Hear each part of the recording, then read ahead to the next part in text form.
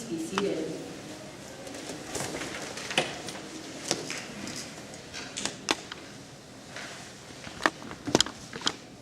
Today, our theme is really an early theme that we get to a little bit later in November. The theme of Thanksgiving, the gospel text today, is one that we often hear if you come on Thanksgiving service. And so today I really would like us to think about giving thanks and what that means for us and in our lives. And as we read the gospel today and hear the message from Jesus, to really look at this story and what it might be saying to us today. The gospel comes to us today from St. Luke. And we'll hear about Jesus' mission, which includes making the unclean clean again. And unexpectedly, a cleansed Samaritan leper becomes a model for those who would praise and worship God and give God thanks for God's mercy. On the way to Jerusalem, Jesus was going through the region between Samaria and Galilee. As he entered a village, 10 lepers approached him, keeping their distance. They called out, saying, "Jesus, Master, have mercy on us." When he saw them, he said to them, "Go and show yourselves to the priests." And they went, and they were made clean. Then one of them, when he saw that he was healed, turned back, praising God with a loud voice, and he prostrated himself at Jesus' feet and thanked him. He was a Samaritan. Then Jesus asked, "Were there not 10 made clean? But the other 9, where are they? Was none of them found to return and give praise to God, except for this foreigner?" So Jesus said to him, "Get up and go on your way. Your faith has made you well." This is the gospel of the Lord. The very first song we sang today is "God is on the Move." Kind of like that song.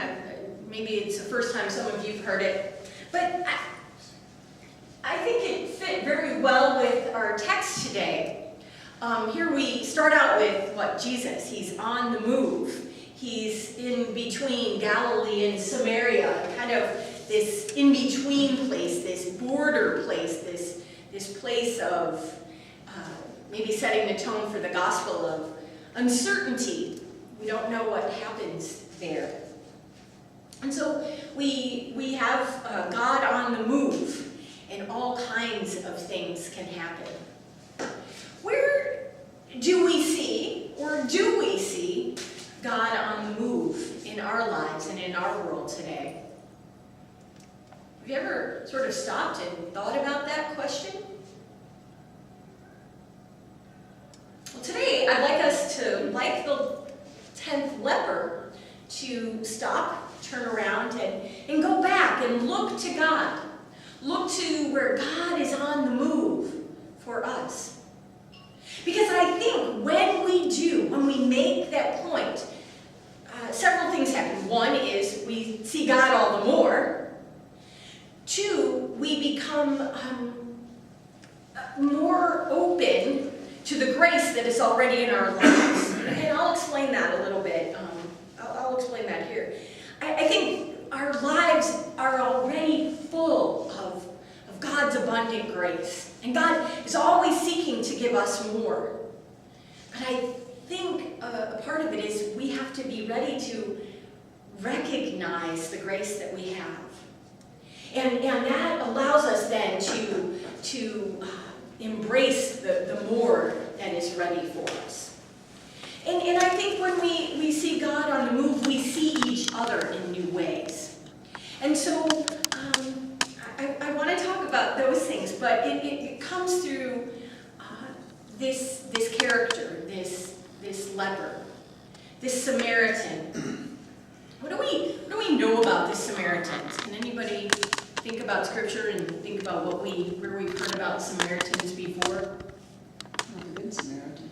The Good Samaritan, yeah. And what did the Good Samaritan do? He helps the person alongside the road who was not the same as he was. Yeah, Samaritans were sort of outsiders, right?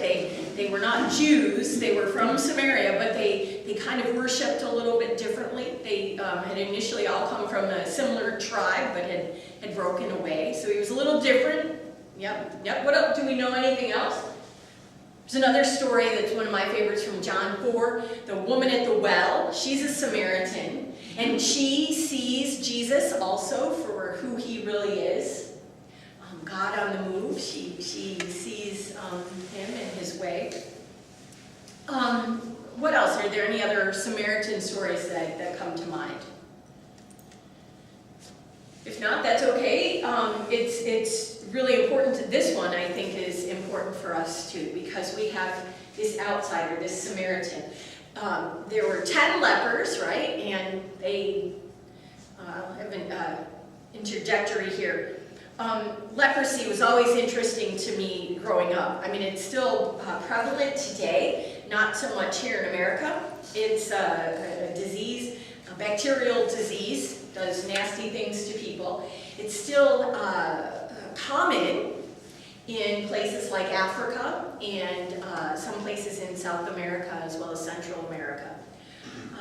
But for me, it was particularly poignant because when I was a kid on the playground at school, particularly grade school, my maiden name was Hansen. And leprosy is also known as Hansen's disease.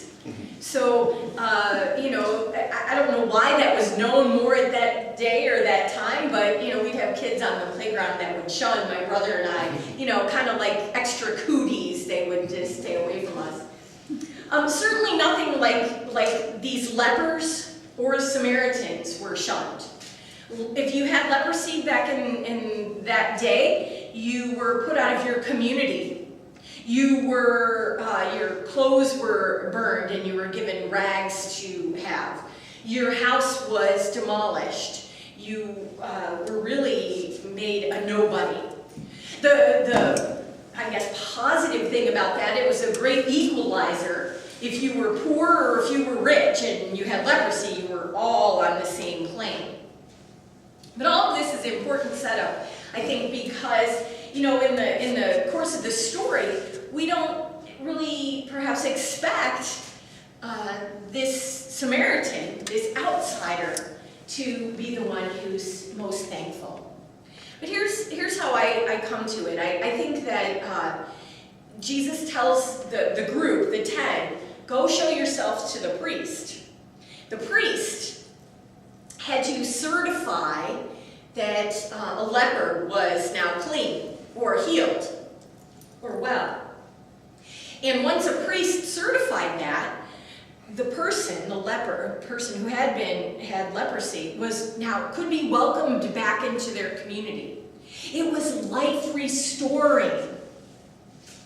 And so the 9 who were Jewish went to the priest to do what they were told, to do what was expected for entrance back into their community, for entrance back into their life.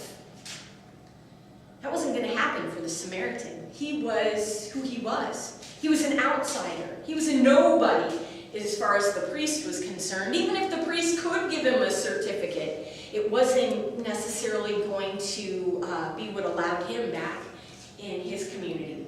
They didn't have such rules. But I think when he was at the place in his life where there was nothing more, that he was given this amazing gift of restoration, of life, of healing, of wellness. He could see through the veil, all of the things that sometimes get in our life's way, right? Where we have so much stuff going on, or so many things in our life that we can't see the true value, the true end all, be all, the wholeness that comes from God, the grace that comes from God. But this leper could. And I want to talk a little bit then about the importance of gratitude and why that made all the difference for him. I don't think the other 9 lepers were ungrateful. If they were ungrateful, they wouldn't have even followed Jesus' command, right? They would have not heard it. They would have been, yeah, nothing can make us well. But they were not. But I think the thing that, 2 responses that were different. Jesus said to the Samaritan, one who had been a leper, he said, "Go, your faith has made you well." And the big difference for him was that he was the one who came back. And so I think that's what's most important for us today. I started out by talking how God is on the move, and I think God is always on the move, coming to us, coming close and closer and even closer to us each and every day, because God wants us to turn back to God.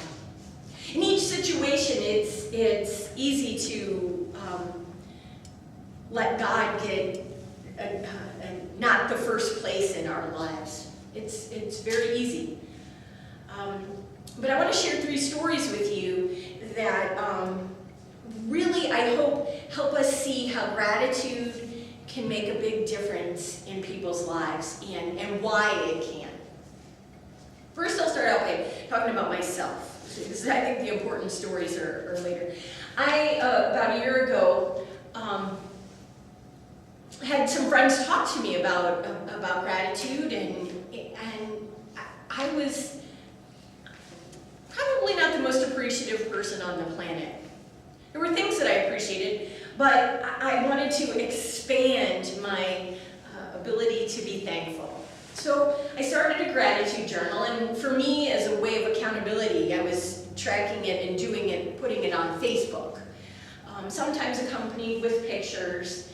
But I think it changed me in a way, in a variety of ways. One, it helped me put God first. It made me think about all of life as a blessing. It helped me to be reminded that everything comes from God, and that it's not about what I don't have, but I should be thankful for the things that I do have. And I want to change a word that I just used there. Should be grateful. Gratefulness is an invitation. We don't, it's the should-haves, must-haves, got-us. I think God would really want us to look at gratefulness as an invitation to appreciate who we are and the things we have in our relationship with God. So the next 2 stories really follow that, and these are two personal stories, 2 of my friends, but I've also heard similar stories from others and people they know as well. The first story is about a pastor friend of mine named Paul, and I went to seminary with him, and he, about his 3rd or 4th year in seminary, or in the parish, was diagnosed with Parkinson's disease. And his family and then friends and certainly his parishioners watched him fail fairly rapidly, from a big, strong guy to someone who was shaking all the time and really struggled to convey words. He made it difficult for him to be with his family in the way he wanted to, as he had 2 young boys growing up. He loved to sing, and his voice failed him. He had to step down from being in the parish. And we ended up being at the same church together as parishioners. And he one day said to me, when I asked him how he was really doing with all of that, he said to me, "Dawn, I thank God every day for my Parkinson's disease."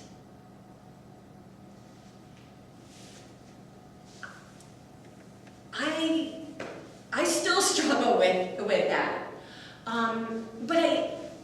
What he went on to tell me is that for him, it makes him appreciate all that he does have all the more. It helps him to lay aside the anger or the resentment, or again, all the things that he thinks he should have but doesn't, that entitlement sense. He finds that it just brings him closer to God as he gets rid of all of those other pieces in his life. It lets him have the fear fall away in his life because he has rested his disease, but his whole self in God. And I think about him each day. He's still a wonderful presence, has an amazing sense of humor and perspective on life, and someday I would hope that you would all have a chance to meet him or someone like him. And then I have another friend who has a saying. When I first met him and I'd ask him how he was doing, how are you today, he responded with, I am grateful. I thought, okay, great, nice, that's interesting. And he said that each and every time that I would encounter him. And so I asked him, I said, you respond this way, and obviously, my first response is good, not so good, somewhere in between. And it's so easy for us to get caught up in our litany of complaints, or, when stuff is going really well, we want to put that in there. But you're grateful. That's an awesome perspective. Can you tell me more about that? How does that help you? How does that help you in your relationship with God? And so again, the idea that he feels closer to God. Like my friend Paul, he feels that God has not moved away from him, but that he has moved closer to God. He feels that there is a value then in everything he has, and people around him, and in the air that he breathes. And then he said when he feels grateful, it becomes that true thanksgiving to God. But when he doesn't feel grateful on a particular day or time or moment, that it becomes a prayer for him. And it does an important and powerful piece of move he and God closer together again. And so I share these stories with you to remind you of the power of gratitude.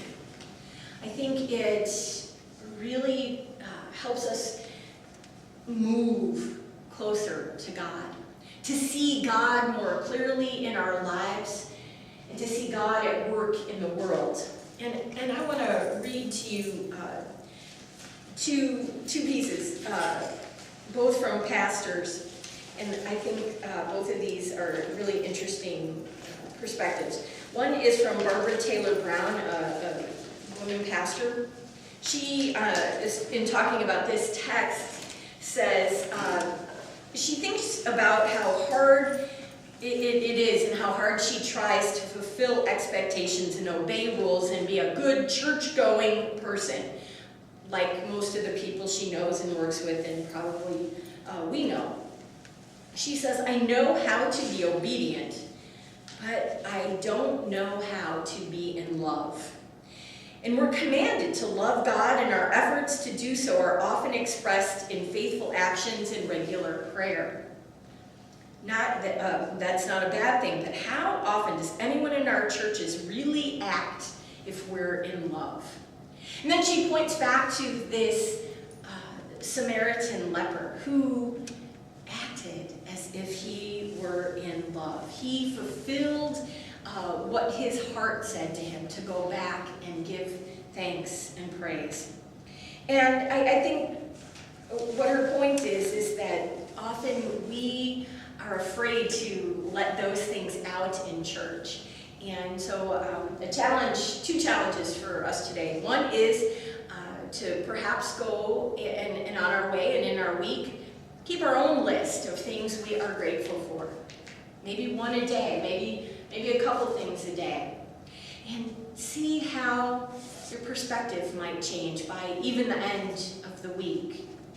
And then the second challenge that I invite you to consider is to change your response this week when people ask you how you are. Instead of saying fine or good or not so good, to consider the response of I'm grateful. And see how that changes the core spirit of your being. How it helps you see God on the move in new ways in your life and in the world around us. I think it's so very important, particularly in the time in which we live, that we see God on the move and challenge ourselves and the people around us to this almost countercultural way of looking at life in gratitude. Amen.